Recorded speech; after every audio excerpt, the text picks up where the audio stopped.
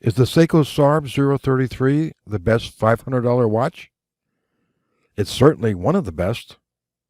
And maybe it is the best. Let's see why.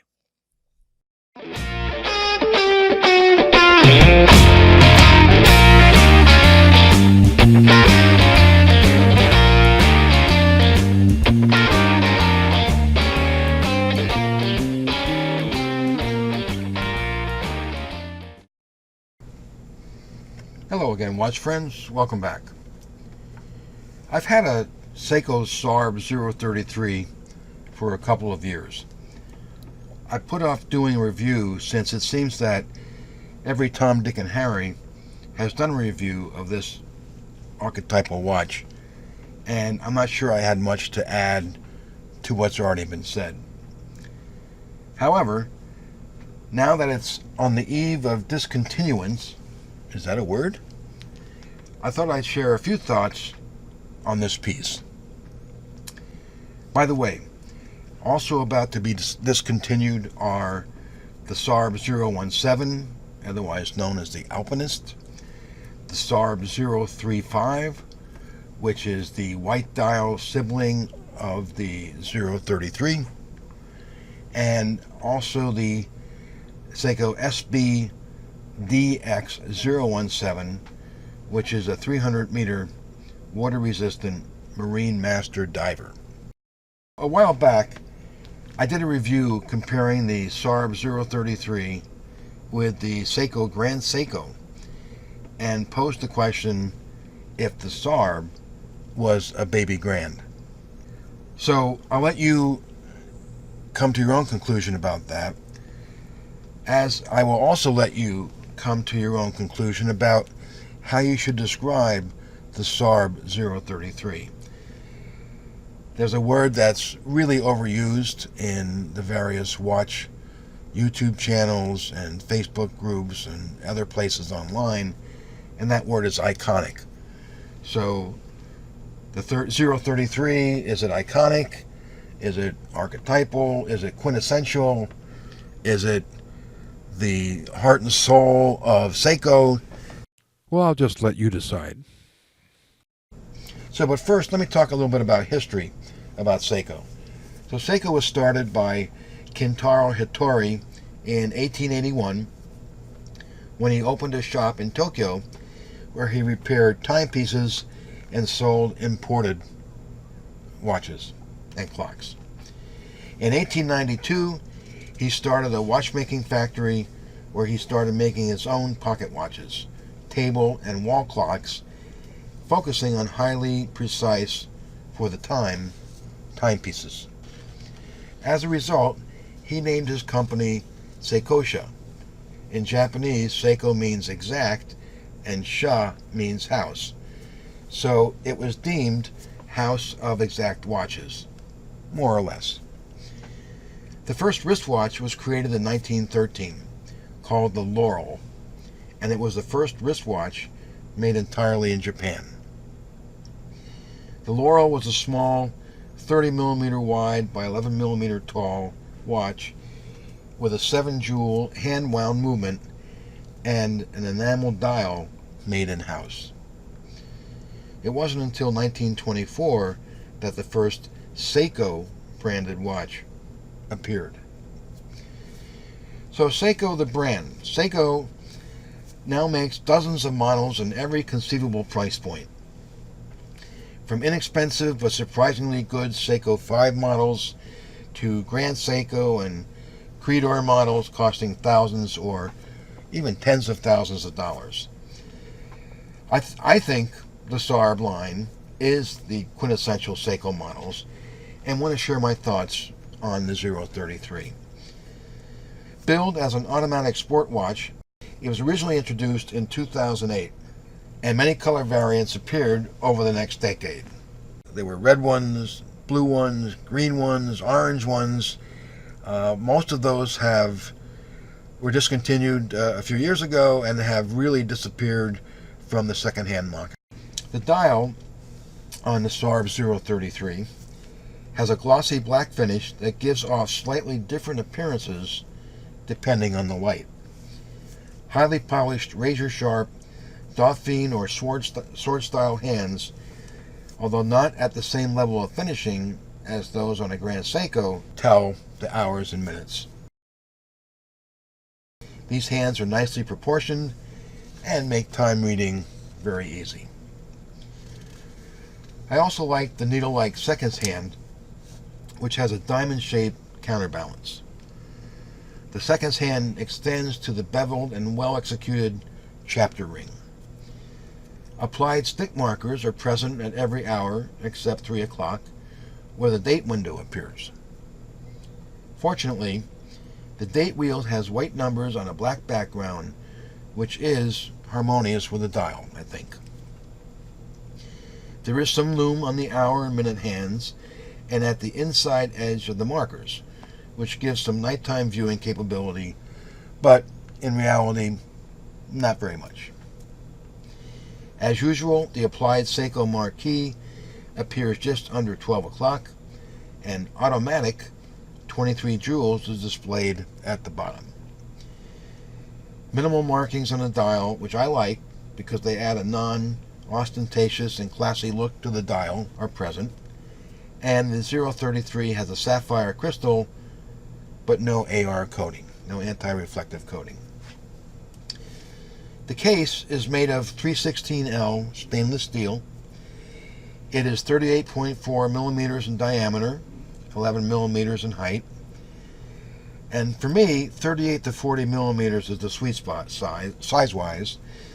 And this watch fits my wrist perfectly. Lug-to-lug distance is about 45 millimeters, making it sit nicely on the wrist. I think on smaller wrists, this watch also seems appropriate and is nicely sized. It is polished, whereas the main part of the case is brushed, including the lugs. Obviously, the polished portion is more prone to scratching than the brush surface. The screw-down exhibition case back is also polished. While the 6R15 movement is not finely detailed, it is a nice touch to see the workings of the movement through the exhibition case back.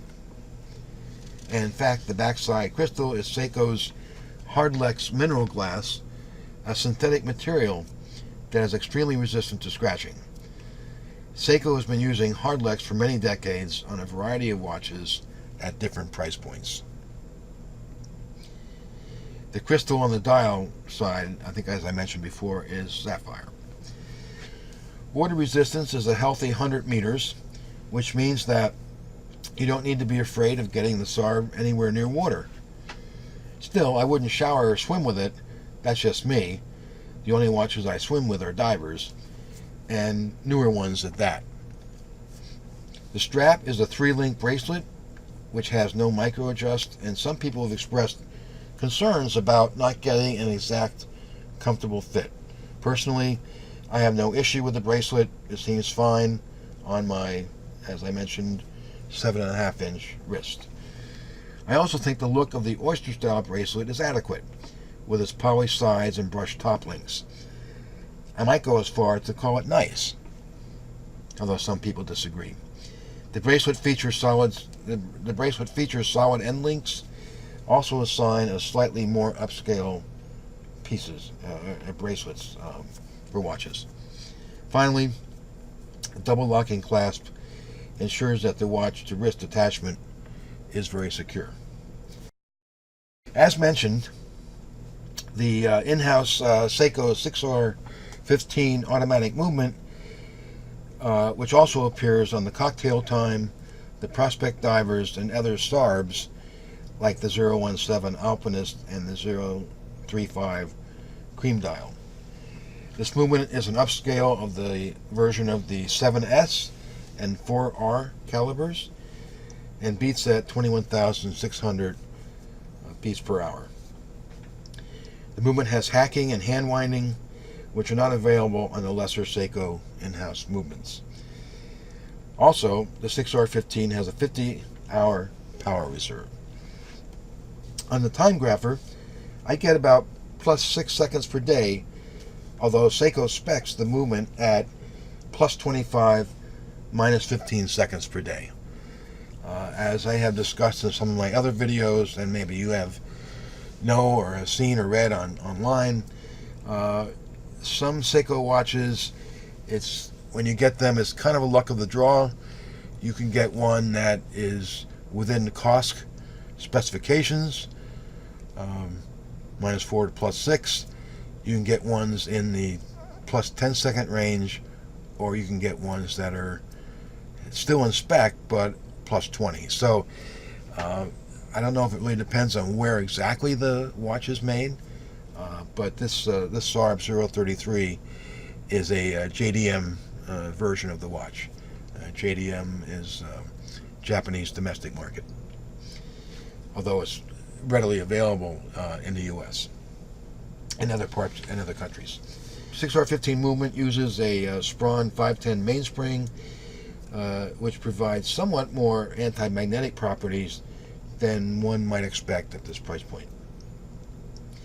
It's clear that the Seiko 6R15 is the equal of the, here it goes, iconic Swiss movement 2824-2 that is seen in a plethora of Swiss brands, costing in the hundreds to the low thousands a piece. So, overall impressions. Well, it's the SARB033 is a conservative design, which actually suits me just fine. Some people complain about this, but they don't have to buy the watch if they don't like it. The 033 has a quiet sophistication and exudes the Seiko grammar of design in a modern aesthetic. As I mentioned, it is a JDM model, but is now available readily in North America. So, some final thoughts. I previously owned a white/cream dial 035, but it got little wear, so I sold it. I still like that version though. I still have the green dial SARB017 Alpinist and plan to keep it. It's such a idiosyncratic Seiko piece. I think it's fantastic. I'm still surprised that Seiko is discontinuing the 033, 035, and the 017. I've thought for a long time, while they were at the core of the Seiko Classic product line, not too expensive, but still classy and sporty, that they'd be around for a very long time. Maybe there will be some updated models that are similar. Seiko, of course, is quite secretive of their future models. Interestingly, Seiko discontinued other models in the SARB line about 3 or 4 years ago. As I mentioned, these were beautiful red, blue, copper, pink dial models. Extremely hard to find these days, but if you look them up, do a little research, they're just plain gorgeous. Don't know why they discontinued those. They were pretty much instant collector's items. So the SARB033 has an air of understated elegance and is reasonably priced. I think it's going to be missed once it's completely gone, and I suggest you pick one up while you still can, since it's a tremendous value. I see prices creeping up in anticipation of the 033's demise. So there it is, the Seiko SARB033. If you like this video, please hit the subscribe button to be notified of future videos. Thanks for watching, and I'll see you next time.